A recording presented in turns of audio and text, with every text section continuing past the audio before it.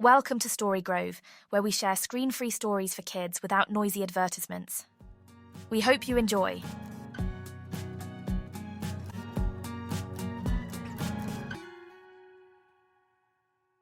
Dusty Gulch wasn't much to look at. A wide stretch of dry land, framed by craggy cliffs with tumbleweeds rolling lazily across the dirt streets. The town wasn't fancy, but it had everything the dinosaur folk needed: a general store, a watering hole, a blacksmith's cave, and one proud sheriff's office smack dab in the middle of town. It was the kind of place where the sun blazed hot, the wind always seemed to carry the scent of dust, and every dino knew everyone else's business. Living in Dusty Gulch wasn't glamorous, but it was peaceful. That peace came largely thanks to Sheriff Trixie. Sheriff Trixie stood on the wooden porch of her office, chewing thoughtfully on a stalk of grass. She was a hefty triceratops with a polished star pinned to her chest and a no-nonsense squint in her eyes. Her 3 sharp horns gleamed in the sunlight, and the ground gave a gentle shake when she walked.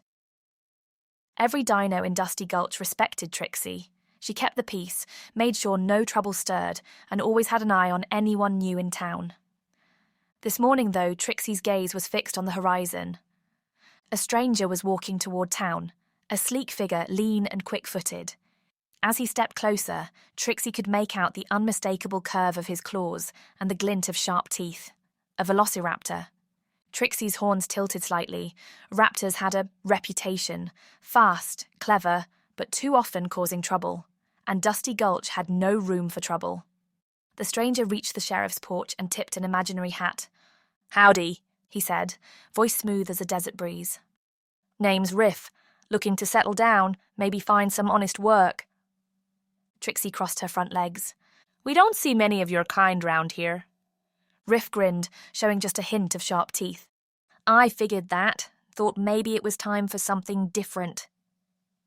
Trixie didn't say yes or no. Instead, she gave a short nod.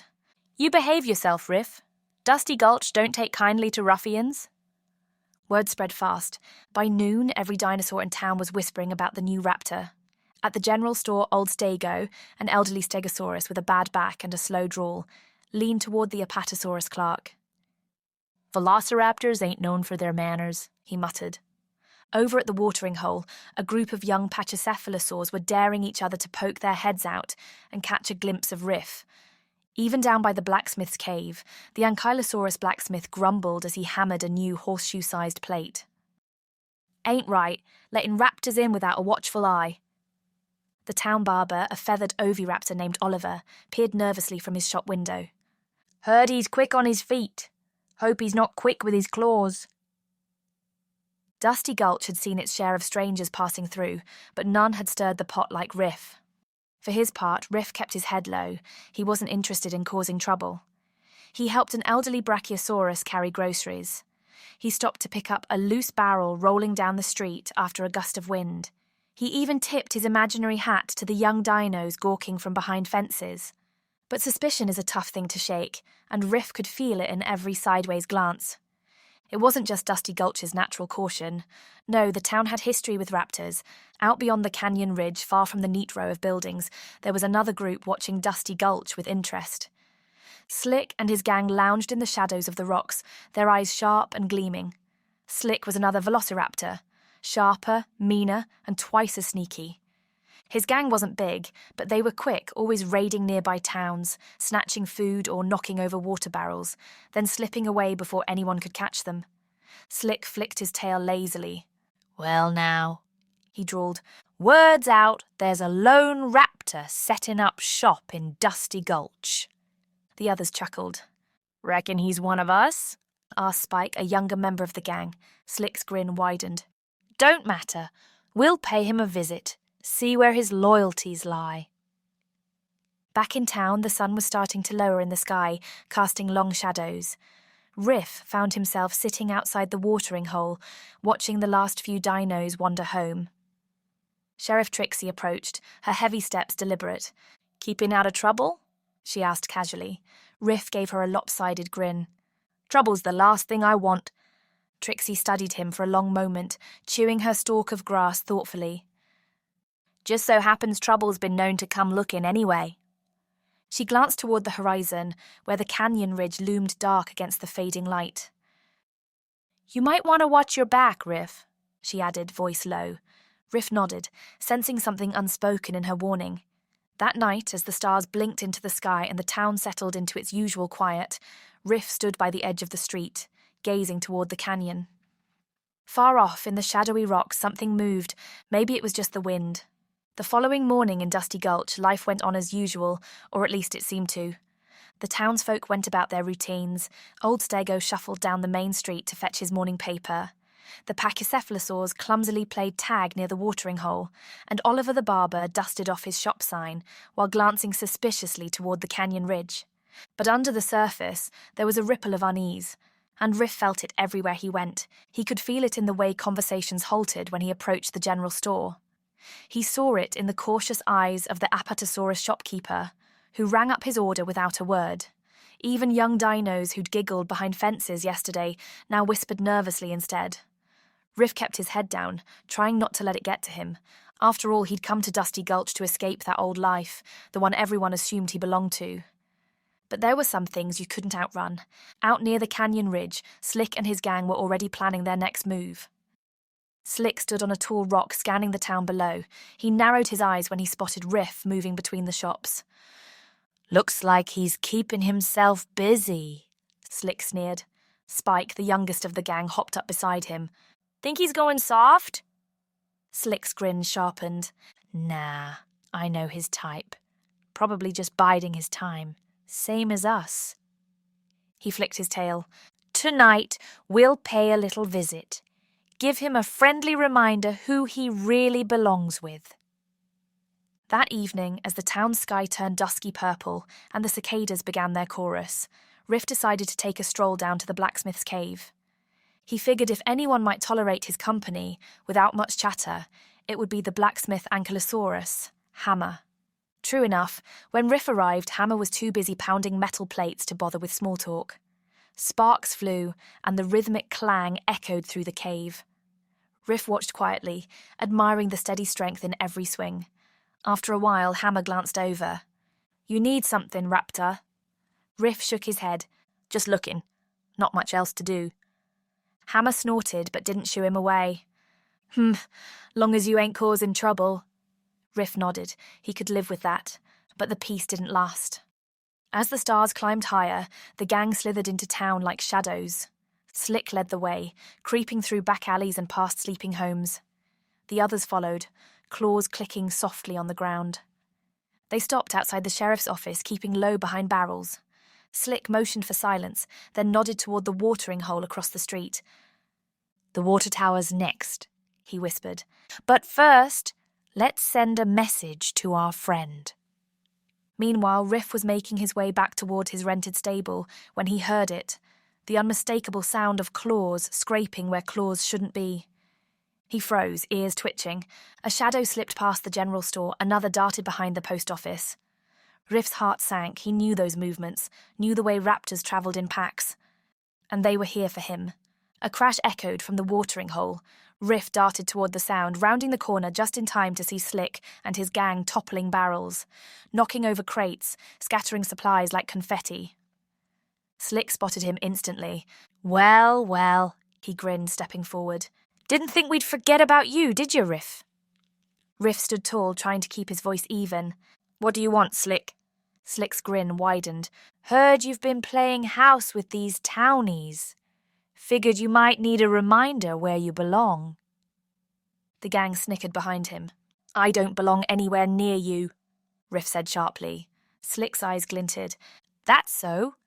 'Cause from where I'm standing, you're still one of us." Before Riff could reply, heavy footsteps thudded behind him. Sheriff Trixie. Her horns glinted in the moonlight as she surveyed the scene, eyes narrowing on Slick's gang. "What's going on here?" she asked, voice low but steely. Slick gave a mock bow. "Just catching up with an old friend, Sheriff." Trixie's gaze didn't waver. Funny. Looks like vandalism to me." Riff glanced between them, tense. Slick straightened. "No harm done. We'll be on our way." He shot Riff a look before slipping back into the shadows, his gang following like ghosts. Trixie watched them disappear, then turned to Riff. Her eyes weren't angry, just searching. "Friend of yours?" Riff shook his head slowly. "Not anymore." She studied him a moment longer, then nodded once. "Come by the office tomorrow," she said. "We might have a use for someone quick on their feet." And with that she walked off, leaving Riff alone in the cool night air. The trouble wasn't over, that much was clear, but maybe, just maybe, it wasn't too late to show this town who he really was. The next morning, Dusty Gulch buzzed with talk of the night's commotion.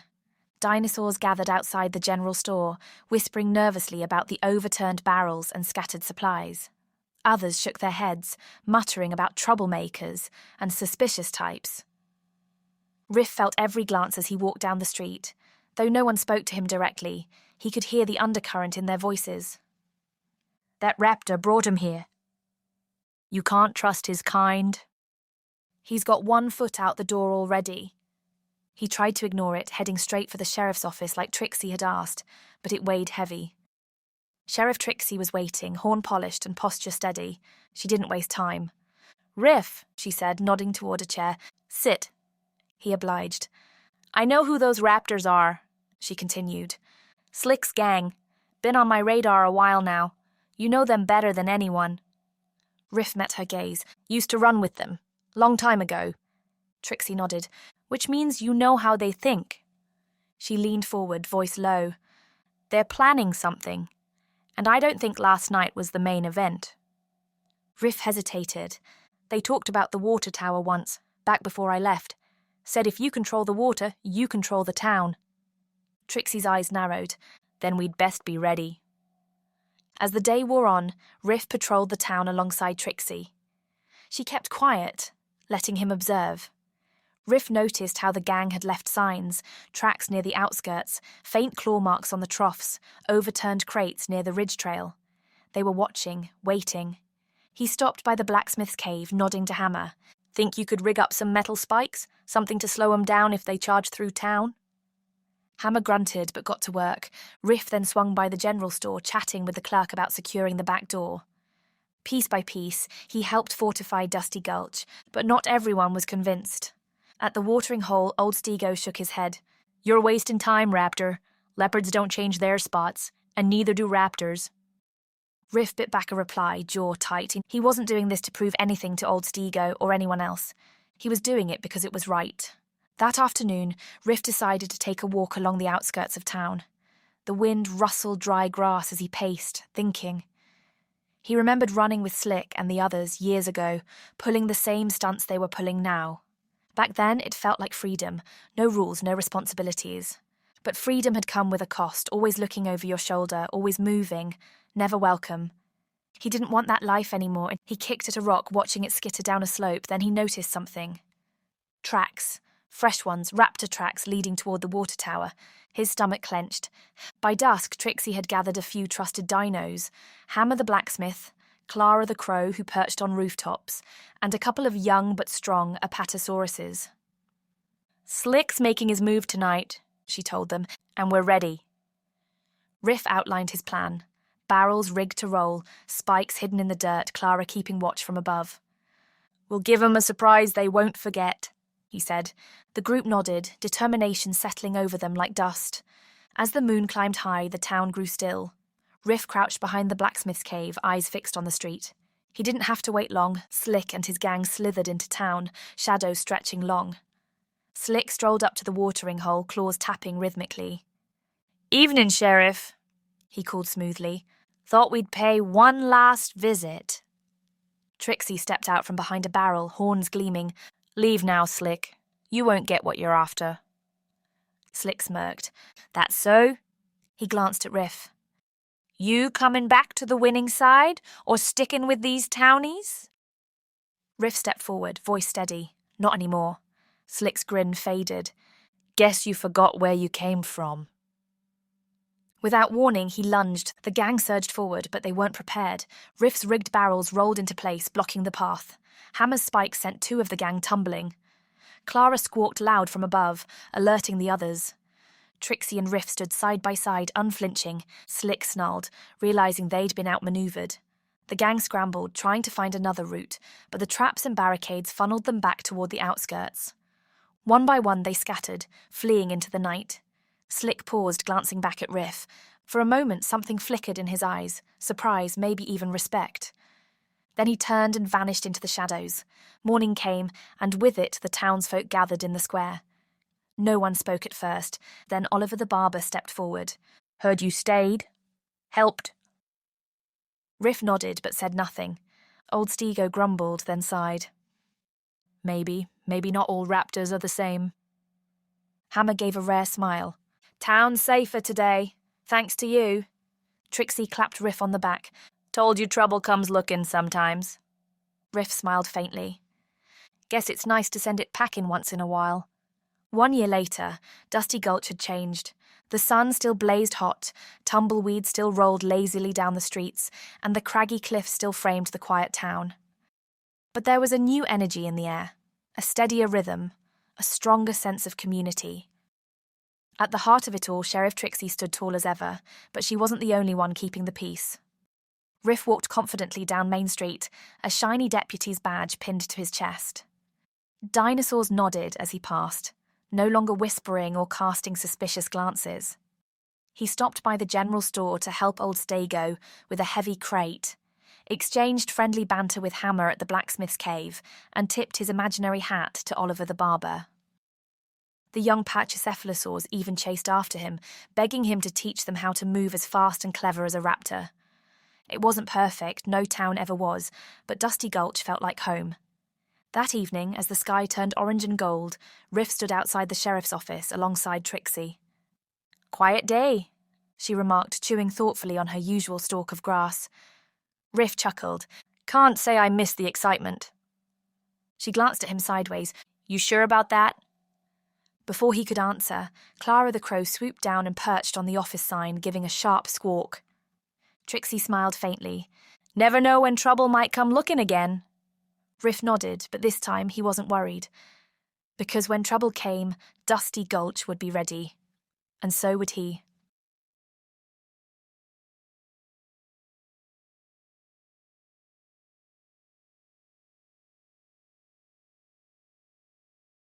Thanks for listening to today's story.